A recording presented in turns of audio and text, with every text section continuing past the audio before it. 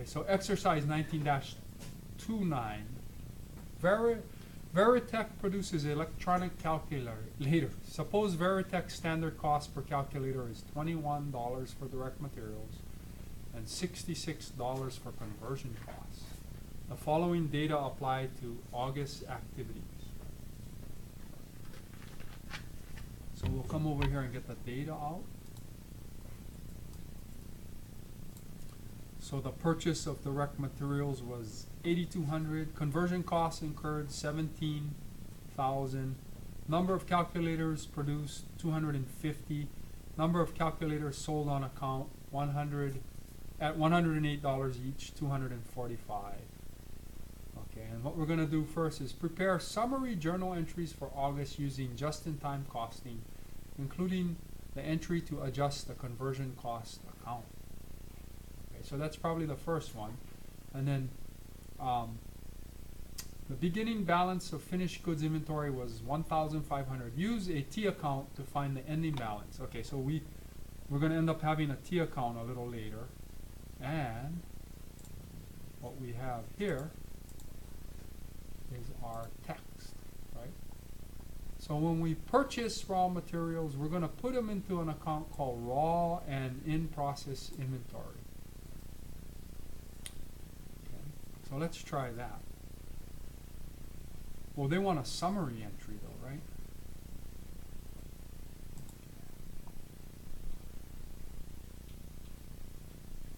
Oh, okay. Journalize the purchase of raw materials. So this is going to go to the raw and in-process inventory account. And that's going to be 8,200. And it looks like they did it on account. So it's going to be accounts payable. Okay. So far, so good.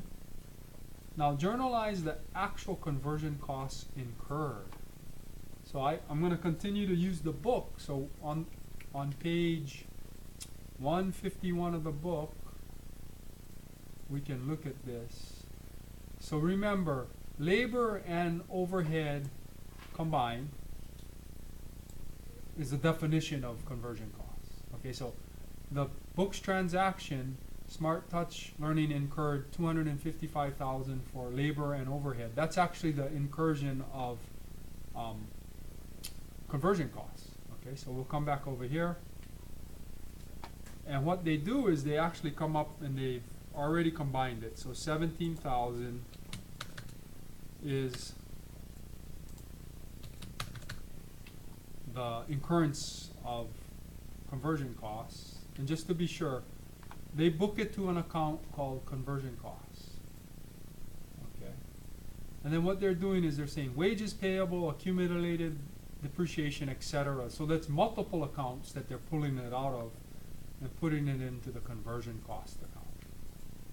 So we're going to go conversion cost, and then almost mirrors what the book does. Now journalize the completed production. Okay, let's see. So now we got a little bit more computing going on, right? Let's see what we got.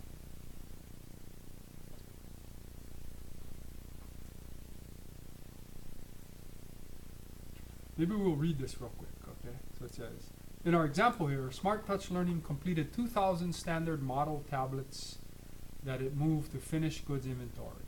Okay. Recall that the standard expected cost of each standard model tablet is $276.75 as calculated using ABC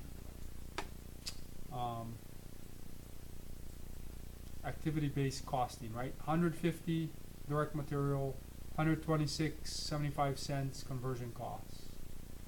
The debit increase to finished goods inventory is at standard cost of $553,500. 2,000 completed standard unit tablets times that $276.75 per tablet.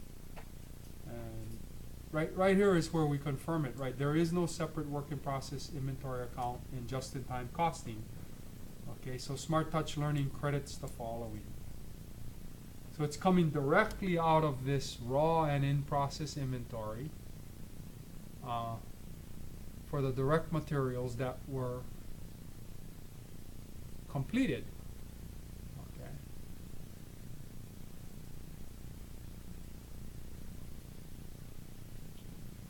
Okay. So we need to work with the amounts that were completed and basically move them out of the raw and in-process inventory and the conversion cost account. Okay. At the rate, right? So let's see what we got back here. Have you looked at your problem? So that seems like that was the question, right? Up here is where, in the first sentence, right? Veritech produces electronic calculators. Suppose Veritech's standard cost per calculator is $21 for direct materials and $66 for conversion costs. So I'm going to take the chance of using those, and I'm going to debit finished goods. I'm going to credit the raw and in process, and I'm going to credit conversion costs. Okay?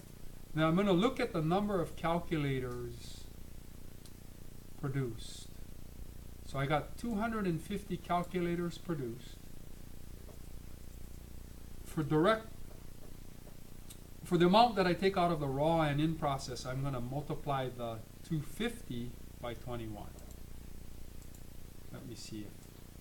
And feel free to chime in if you see otherwise. Okay, so 250 times $21.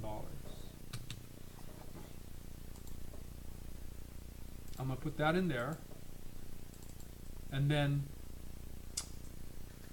for the conversion costs, $66, I'm going to take 250 completed times 66. Let me do that math one more time. Huh, okay. Stick that in there.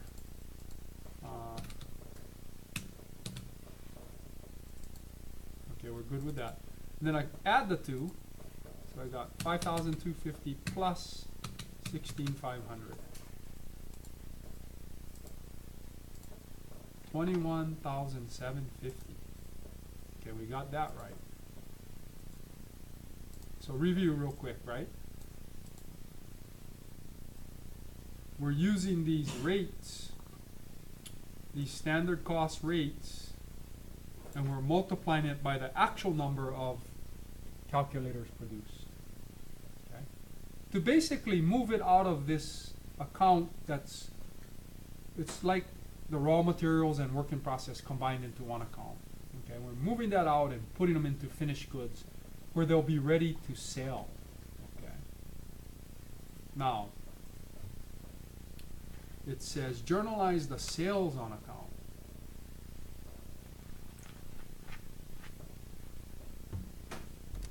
It says do not record the costs related to the February sales. We will do this in the following step. That would be when we figure out cost of goods sold. So right now they just want us to do the sales on account. We're going to have an accounts receivable, and it says we sold 245 calculators on account. That's why we have an accounts receivable, and it looks like we sold them at $108 each. So I'm going to take $108 times 245 that we sold. So this is going to be my revenue, sales revenue. Okay, we're good so far. Did everybody see how I did that? Okay. So don't confuse your costs with the sales amount, what you're selling it for.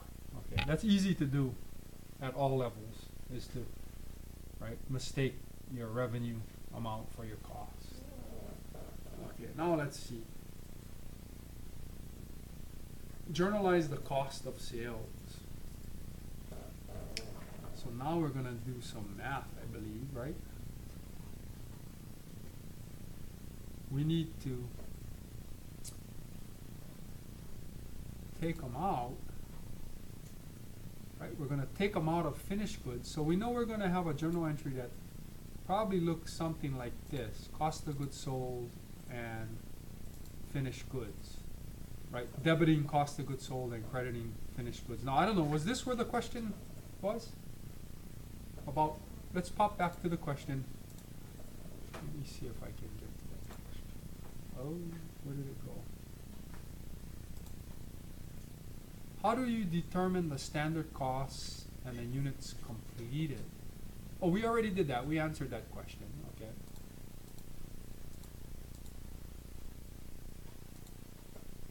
Hang on. We don't want to lose our... Okay. So remember, standard costs are right up here in that first sentence. Okay, and the units completed are really calculators produced. So now the final, the next journal entry would be to take 245 calculators out of the finished goods and make them cost of goods sold. And I think the question is, do we do it at the standard cost, or do we recalculate? And that's where we're going to refer to the text. Okay, so that's probably going to be the next entry. Right? And in the example of the text, it says Smart Touch Learning sold 1,900 tablets on account for $500 each for a total of $950,000. The cost of goods sold is $525,825. So it's taking the 1,900 tablets and multiplying it by 276.75. I think we're going to be able to use our costs unless we redetermine it up here in transaction 3.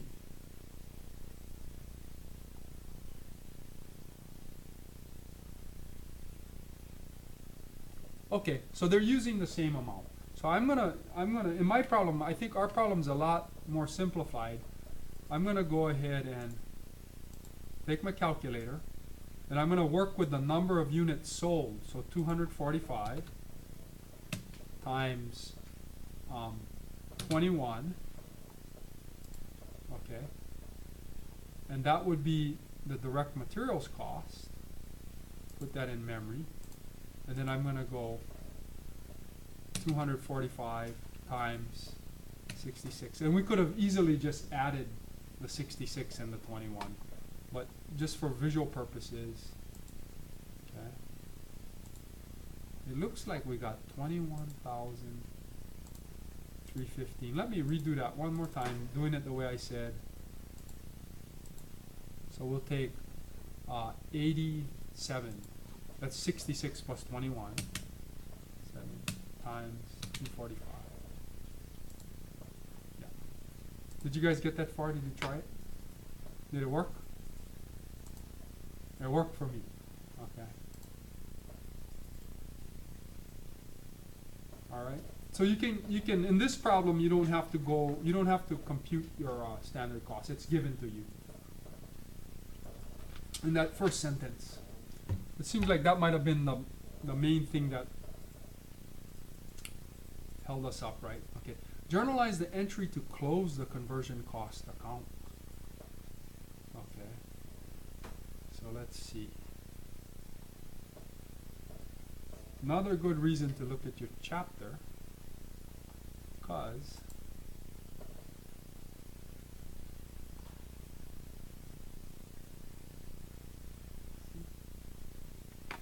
right?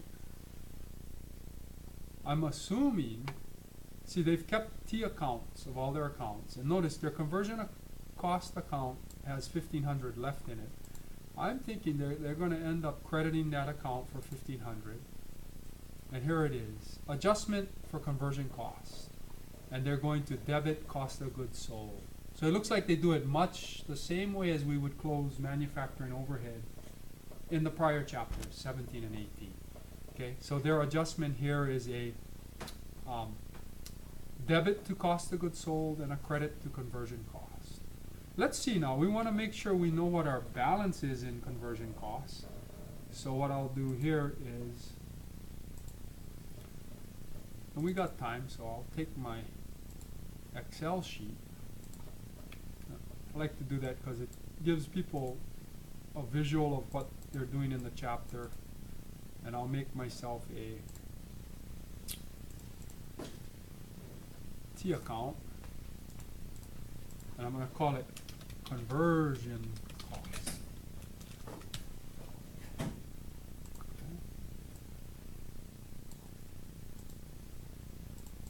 And what we'll do is we'll go back and we'll look at everything that happened in that conversion cost account. So the first thing was a debit on 17,000 right here, yeah? That's the second journal entry. Coming from the second journal entry, I have a conversion cost debit of 17,000. Let's see. Okay. Now in the third journal entry, we have a credit of 16,500. Okay. And then we'll kind of scroll down and see if there's anything else. Okay, nothing else goes to that conversion cost account. So what we'll do is we'll get a balance. This seems kind of elementary, but we'll just go ahead and 17,000 minus 16,500 is going to be 500. That's the balance. And just like they did in the book, we have to adjust that off. So in order to get rid of that $500 balance, we know we're going to have to credit conversion costs to make that account zero. Okay, so I'll skip a line and I'll credit conversion costs 500. And then, like our book showed us, oops, right here, the adjustment will be a debit to cost of goods sold here on the left side. So let's go ahead and put in a debit to cost of goods sold 500 and then check that and we're okay. Does that make sense? So, yeah. Kind of like the way we take care of the balance in manufacturing overhead. It's just that it sounds like they're lumping labor with overhead and calling the account conversion cost versus just having overhead in one account. Okay. Now, what they want me to do is basically kind of reconcile the finished goods inventory account. Okay. Now, be careful because read number 2 here. The beginning balance of finished goods inventory was 1,500. So I'll go ahead and put that in as a debit, 1,500. And that's the only option in that drop down is balance. They don't define it all the way as beginning balance. So we just go with balance. And then what we have to do is we have to go back and probably just post everything that happened to the finished goods account. So I'm going to come back and I'm going to look. Okay, nothing in journal entry 1, nothing in journal entry 2. Here, journal entry 3. There was a 21,750 debit. So I'm going to remember that now. Can I copy that number? 21,007. Copy to clipboard. Maybe we can just copy it down, right? 21,750.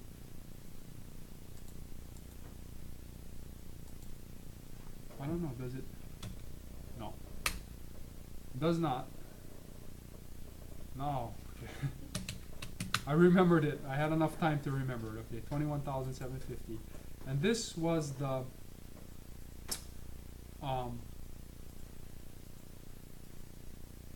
transfer to finished goods, right? That's when, because that's when we completed the goods and we transferred them out of the raw materials and in process account, that hybrid account, right? See, journalized completion of production. So those goods got put into, or those costs got put into the finished goods. Okay. And then we have a credit here of 21,315 in the second to last journal entry. 21,315. I don't think they want me to skip a line, but we'll see.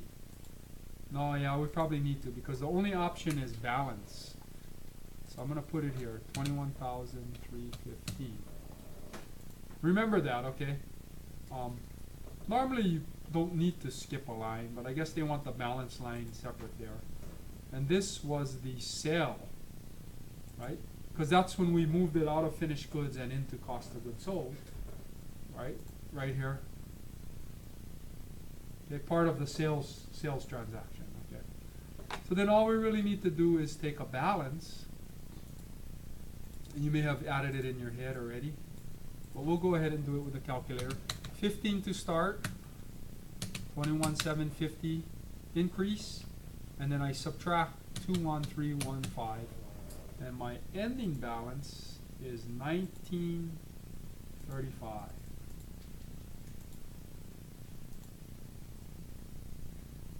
You see anything you want to contest on this before I? Okay. So we got through this one nicely. We used that. We referenced the text, which is fine. And if you want the, looks like it's pretty much given to you between pages 151 and 153. I mean 1000, 1051 and 1053 pages. Okay. So that would be a good place to reference.